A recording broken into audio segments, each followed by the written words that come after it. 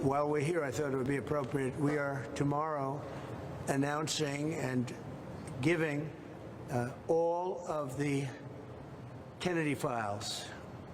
So people have been waiting for decades for this, and I've instructed my people that are responsible, lots of different people, put together by Tulsi Gabbard, and that's going to be released tomorrow. We have a tremendous amount of paper. You've got a lot of reading. I don't believe we're going to redact anything. I said, just don't redact. You can't redact. But we're going to be releasing the JFK files, and that would be tomorrow. Do you have anything else to add to that, Carolyn? So that's a big announcement. They've been waiting for that for decades. Then I said during the campaign I'd do it, and I'm a man of my word. So tomorrow you have the JFK files. What time will they be released? Tomorrow afternoon. Okay. Have you seen what's in the files? Have you read them? I've heard about them. Was there, Anything interesting? It's going to be very interesting. was there an executive summary supplied to you, Mr. President? No, I'm not doing summaries. You'll write your own summaries. It's many pages. Is it 80,000 pages? Approximately 80,000 pages. So it's a lot of stuff. And you'll make your own determination. Wow. Wow. Oh my gosh, guys. Dang. So that's going to happen real soon here. He said that hours. yesterday. So today, Couple hours. it's coming 80,000 out. pages. Wow. We've been waiting for this for decades. Put your reading glasses on. Let's start digging. Right. And I love how he said he's not doing a presidential summary. He's like, I'm just going to give you the pages and you make your decisions. You go. write your papers and summaries about it. And the fact that he said to not redact them. Yeah. I mean, like, he was right. We've been waiting decades. I thought about it. I'm like, yeah, you're right. It has been decades. I mean, obviously before I was born Decades. or any of us, but it's like, even just being alive, it's like, I want to know what's going on. Once you started hearing about that, even for me as a young man, was like, Right. I want to know what's going on there. How come that's not being released? So this is amazing. The world is changing. Things are changing, guys. And this will be a snowball effect. So this will be like the first real thing that gets exposed. And then hopefully we get more of the Epstein documents Right. and all of the other things that we've been wanting to get. Snowball effect, the domino effect. They got to be strategic, guys. I know a lot of people are disappointed about the Epstein files, saying, why don't they just hand it over on a silver platter to everybody? But you got to think about that. You got to think that through, that there is an intelligence war going on right now. People in the intelligence community, they didn't all just clear out as soon as Trump took office or Cash got in there. So there's a lot of bad actors in there, and it's going to be hard to just kind of rip them out and pull them out. They've been more powerful than the government for a Right. while, you know? So they got to first take out the people and release and expose things that are going to be more of a more easier to do. It's going to step on less toes, and then they can move on from there. But if we want full disclosure, it's going to take some time. They're going to have to Yeah, be because we were strategic. saying we don't know what's up their sleeves. Like if they are holding some sort of grenade and like, if you release this about me, I'm going to crash the entire economy or whatever it might be. These people are people in high positions of power. They have a lot of pull in our economy and just in our society in general. And we don't know what they're capable of. We don't know what cards they're holding. So there's negotiations being made. And I know it's really disappointing for all of us, but this is where we have to just endure and be patient. That's right. You got to think about the people who are on these lists, right? They control, theoretically, a large part of the stock market. They have a lot of Right. national secrets that if they're going down, they will put those secrets out. They could have every single CIA asset, anybody who's actually doing their job, and they could release that to the public. If someone in the CIA, because let's not forget, even lamestream media has published that former CIA chiefs, people who are deep in the intelligence community, have been implicated in the Epstein files. So if they go down, you think that they're going to just, oh, you got me, I'm going to jail? No. Right. They will burn the place down. They've, like you said, got a hand grenade, and they're just like, if I go down, everybody goes down. I am going to take everybody with me. I'm going to cause as much trouble as I can. It's like the opposite of blackmail. It's like, You know, they're saying, well, if you're going to take me down, I'm going to pull the plug. I'm going to press the button.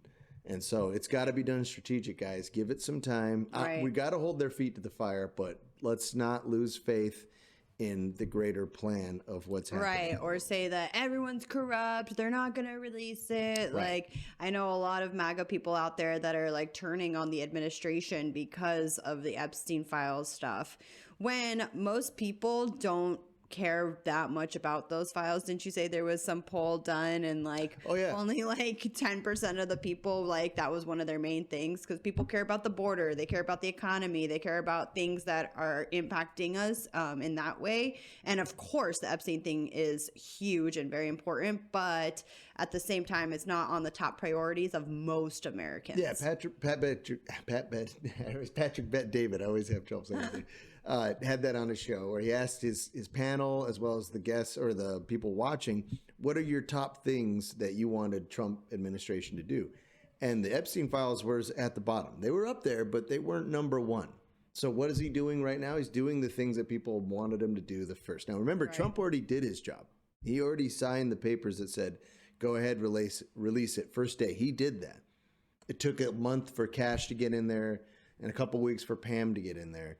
So, and all Pam and Bondi, they were holding the files from them. The FBI was, so they got the files late. She did say they were on her desk and that Cash was looking over them.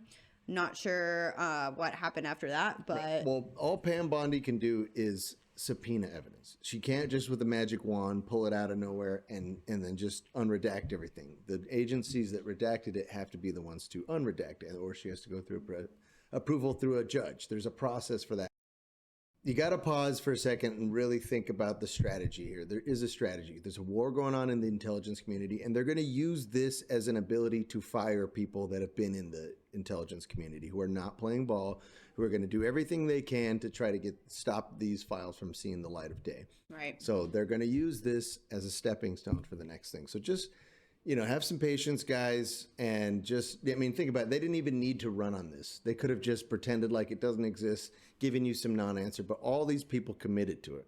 Cash was attacked by the deep state. Pam Bondi, Tulsi Gabbard, they've all been attacked by the deep state. They're not going to pull punches for them. They are going to release it, guys. So just keep the faith in God. In the that right God's time. plan is happening in the way it's supposed to, when it's supposed to happen. Right.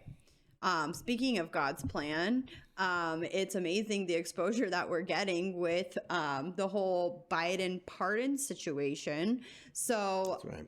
Trump even came out earlier and said that, here we go. This was what he posted. The pardons that Sleepy Joe Biden gave to the Unselect Committee of Political Thugs and many others are hereby declared void, vacant, and of no further force or effect because of the fact that they were done by autopen. The pardons that Sleepy Joe Biden gave to the Unselect Committee of Political Thugs and many others are hereby declared void, vacant, and of no further force or effect because of the fact that they were done by autopen. In other words, Joe Biden did not sign them, but more importantly, he did not know anything about them. The necessary pardoning documents were not explained to or approved by Biden. He knew nothing about them, and the people that did may have committed a crime. Therefore, those on the Unselect Committee who destroyed and deleted all evidence obtained during their 2-year witch hunt of me and many other innocent people should fully understand that they are subject to investigation at the highest level. The fact is, they were probably responsible for the documents that were signed on their behalf without the knowledge or consent of the worst president in the history of our country, Crooked Joe Biden. Wow. So that is about to blow up in their face. Yes. Like, it's just incredible because we all were like, how could he do this? How could he pardon these people that weren't even being accused of crimes? And apparently he didn't. Yeah. Looks like they signed their own pardons. They're like, put this pardon in. Somebody Right. in there. So it's going to be Stamp it. investigated. We don't know exactly what's going to happen, how, if the court's going to rule one way or the other. But this is good exposure for like the whole Biden administration in general. Just the fact that he was asleep at the wheel and just had people basically being the president of this country, people we don't even know who it was. Yeah, it's funny they say President Musk or we didn't elect President Musk, but it's like who was running the White House? President Deep State. Yeah, President Soros. Like clearly he was not running the country. Right. Like, so check out this video of the signatures because it's very apparent that it was autopen. This is what they mean by autopen. It looks really similar. Looks really it's exactly the same. And everyone knows that when you sign something by hand, even if you have the same signature, it's not going to be exactly the same. Like, see it again. There's variations. Yeah, there you go. Too similar. Too good. So I hope to see good things coming out of this and all these pardons completely void, like Trump said. Yeah. I feel like we all had this feeling like that's going to happen. Yeah. Like, I mean, it was just so like, what? Like, that doesn't make any sense because Fauci needs to go down and the J6 committee needs to go down. Oh, yeah. They tampered with evidence and they're going down. They're going down. They're going down, people. But you also got to think about what this means, guys. This is going to fundamentally change everything. So this isn't going to just be as quick as easy as just flipping on a light switch and then we're in a whole new realm here. It's got to be done strategic because this is going to change everything, every single thing about the world. Yeah. So this is not going to be a small thing. It's not going to be like, oh, we'll just do this. It doesn't work like that. Come on. We all know this. So, you know. Yeah, because Biden also pardoned his family the last day. So supposedly, yeah. Allegedly. Or whoever was in charge pardoned somebody, his family. Yeah, right. 10,000 pardons in a minute. But if you've made it this far with us, guys, we thank you for watching the show and supporting us. We really appreciate you. This is Speak Truth America, a show where we are pro-God, pro-freedom, and pro-truth. That's right. I'm Des. And I'm Serene. And we're just a couple of hippie patriots bringing you what the TV can't televise. That's right. And we got producer Brian back there. He's making it all happen. Yeah, he is. Bringing the truth. Episode number 16. All right, let's continue on with some crazy news. So I don't know if you guys all have heard about swatting. Do you know what swatting is? If you don't, everybody needs to. Every Trump supporter, every conservative needs to be aware of what's going on because it's actually kind of scary. Yeah, super scary. They are sending basically somebody of the opposition is reporting false crimes on people. And so the cops are showing up at people's doors with guns pointed at them and crazy stuff. Right. Swatting, basically, in a nutshell, you report fake crimes against somebody and you say, oh, this person's making bombs in there or he's going to shoot somebody. I saw somebody, however they're doing it. Then the SWAT team shows up and with guns drawn, open the door. And then a lot of times people in the confusion do something sketchy and someone gets shot. And that's kind of the general. Right. So they're trying to basically kill Trump supporters. In reality, that's what they're trying to do because it's a very good chance of that happening. If somebody's jumpy or doesn't fully, know what's going on and gets scared and makes a wrong move and the cops they think that they're bad people. And our favorite Trump impersonator actually just got swatted, him and his wife. And, there was a false report on him saying that he had killed his parents in his home. And so they all showed up at his door. Luckily, they had his number and they called him and he was able to talk to them and be like, that's not true. What do you need us to do? We'll comply, whatever you need. And they got out of that situation and they're okay. But they were definitely... And we got a clip to show you for this, so play it. This swatting stuff, though, Nick, I mean, the minute I saw you post the other day about your family, and then Sean Farash, and then the guys over at InfoWars, and I'd already been talking to, and we had her on months ago, we had MTG on talking about it because they were lighting her up every other week down in Georgia. And I thought it was going to stay with the politicians because they're public figures and people can find them and da-da-da.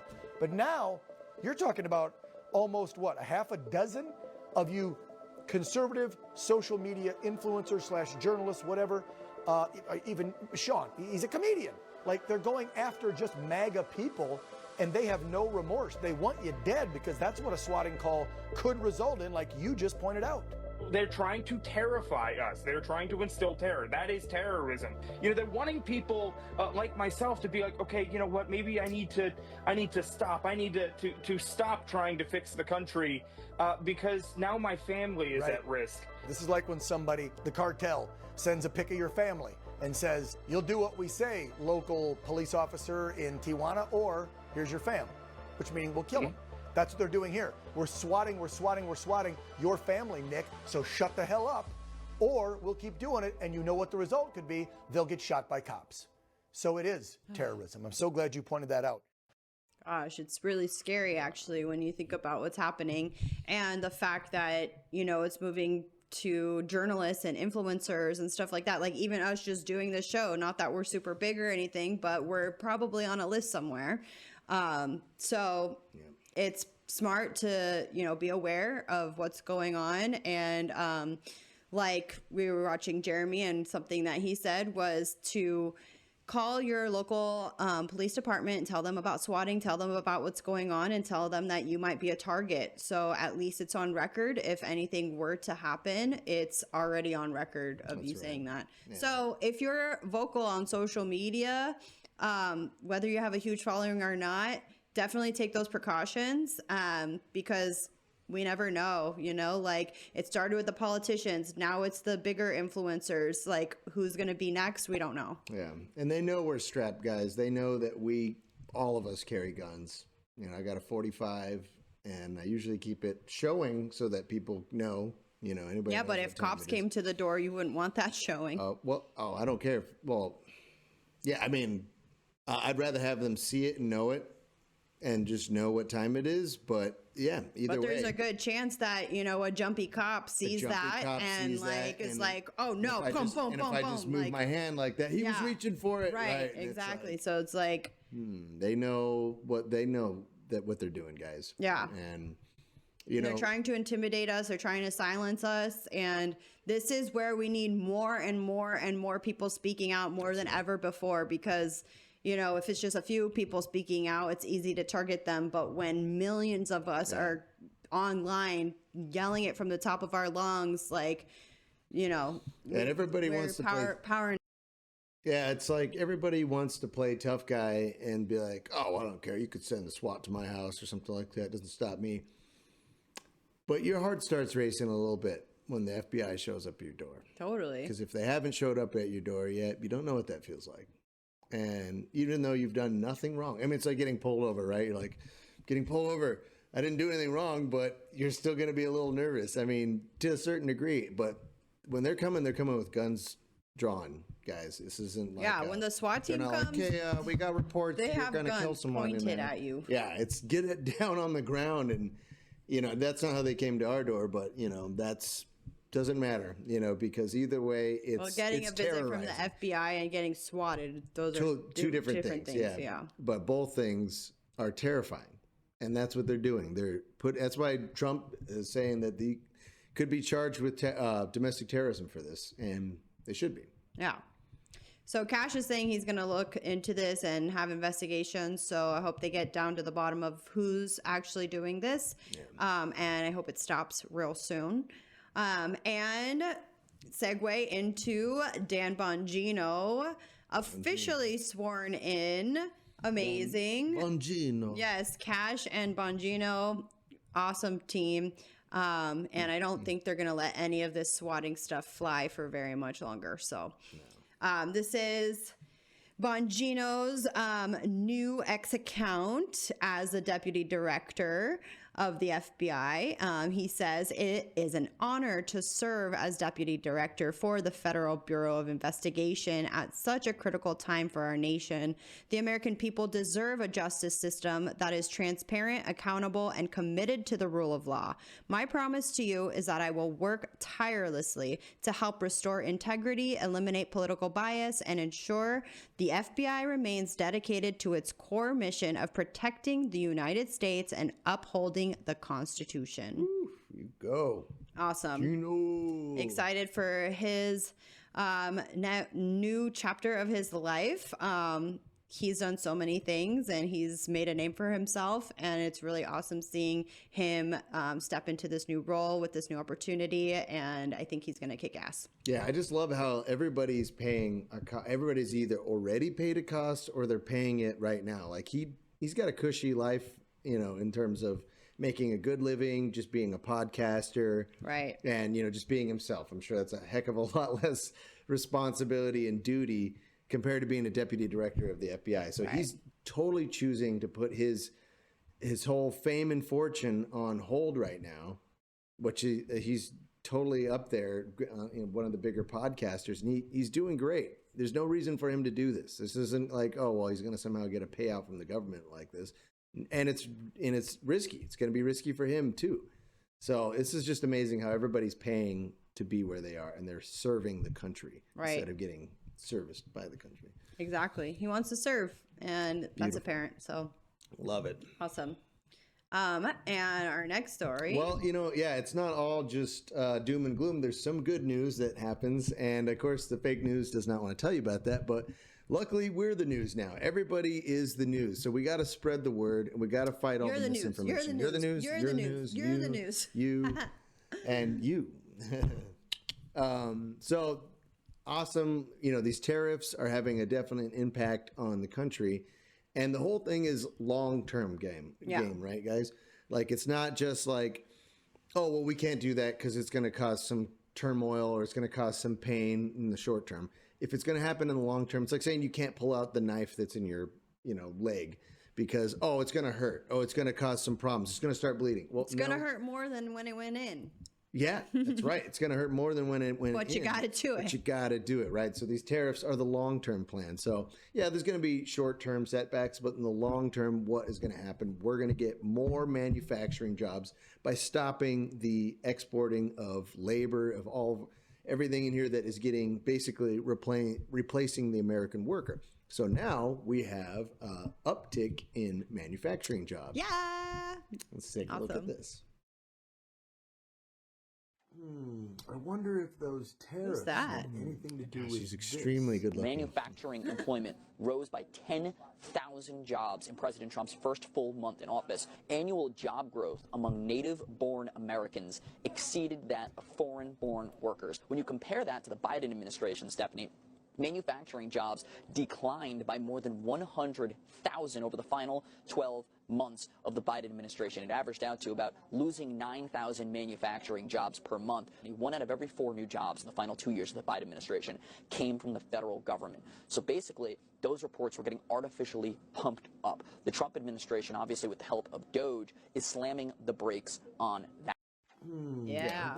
All the fake news is going to tell you, oh, we're losing all these jobs, because those are the government jobs that Biden administration had artificially created. Remember that? Right. What was it like, that last jobs report? Oh, no, it's not. How can we forget that 818,000 jobs were fake, were not actually there? Remember that? They're like, actually, we got 1.8 million jobs. Okay, it's actually 1 million. And then the fake news is like, go Google this. Like, look at the headlines. They all try to be like, oh, Trump lies about that. Trump lies that they were padding the numbers, and they were padding the numbers. They're like, well, you can't say that the Biden administration did that.